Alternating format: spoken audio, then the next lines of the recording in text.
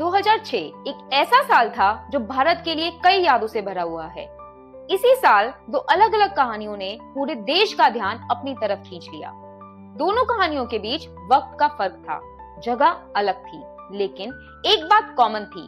दोनों कहानियों के सेंटर में 4 साल के बच्चे थे जिन्होंने पूरे देश को हैरान कर दिया था। उनमें से एक बच्चा था प्रिंस कश्यप, जो हरियाणा के एक गांव में बोरवेल में गिर गया था। दूसरा बच्चा था बुद्धिया सिंह, जो उड़ीसा की सड़कों पर लंबी दूरी तक दौड़कर मैराथन बॉय के नाम से मशहूर हो गया। दोनों कहानियां अलग समय पर सामने आईं, लेकिन दोनों ने मीडिया और पब्लिक को बराबर चौंकाया। आज लगभग 20 साल बाद सवाल ये नहीं है कि उस वक्त क्या हुआ था, असली सवाल ये है कि उन बच्चों की जिंदगी आज कैसी है, जब कैमरा और हेडलाइंस दोनों ही उनके साथ नहीं हैं।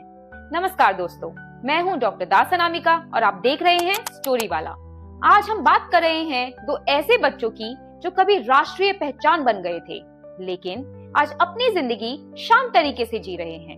ये कहानी सिर्फ यादों की नहीं है, ये कहानी सच्चाई और जिंदगी के उस हिस्से की है जो अक्सर दिखाई नहीं देता।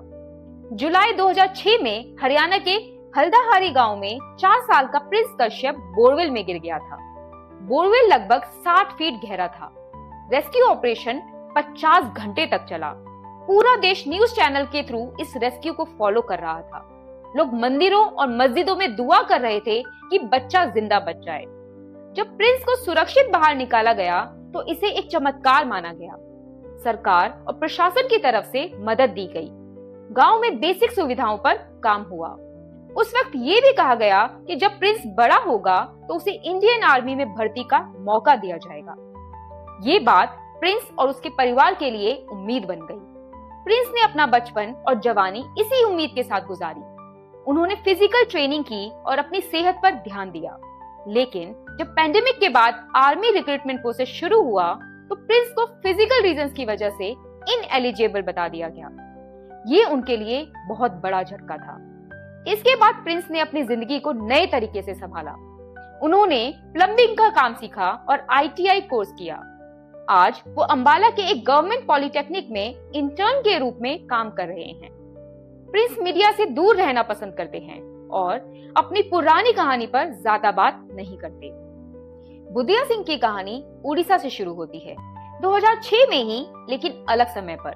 4 साल के बुद्धिया सिंह ने भुवनेश्वर से पुरी तक लगभग 65 किलोमीटर दौड़ लगाई। इस दौड़ ने पूरे देश को हैरान कर दिया। मीडिया ने उसे इंडिया का मैराथन बॉय कहना शुरू कर दिया।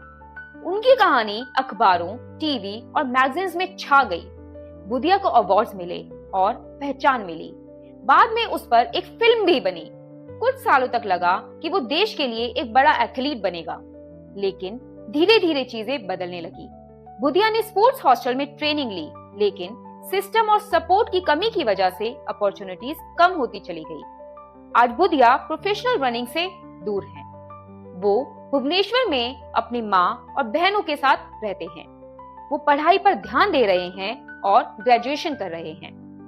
उनके मन में आज भी कहीं ना कहीं इंडिया के लिए दौड़ने का सपना है, लेकिन वो अपने बचपन की शौहरत पर बात करना पसंद नहीं करते।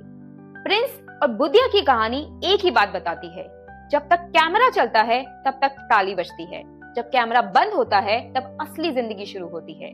रेस्क्यू हो जाता है, रिकॉर्ड बन जाता है, लेकिन फ्यूचर का प्लान अक्सर अधूरा रह जाता है। ये कहानी किसी फेलियर की नहीं है, ये कहानी दो ऐसे लोगों की है जो अपनी जिंदगी खुद संभाल रहे हैं। ये कहानी हमें ये सोचने पर मजबूर करती है कि क्या हम सिर्फ मूवमेंट सेलिब्रेट करते हैं या फिर उसके बाद की जिम्मेदारी भी लेते हैं। अगर आपको लगता है कि हर वायरल कहानी के पीछे एक लंबी और खामोश जिंदगी होती है, तो इस वीडियो को लाइक कीजिए, शेयर कीजिए और चैनल को सब्सक्राइब कीजिए। आप देख रहे हैं स्टोरी वाला, जहां हम आपके लिए ऐसे लोगों की कहानी लेकर आते हैं जिसे दुनिया समय के साथ भुला चुकी है।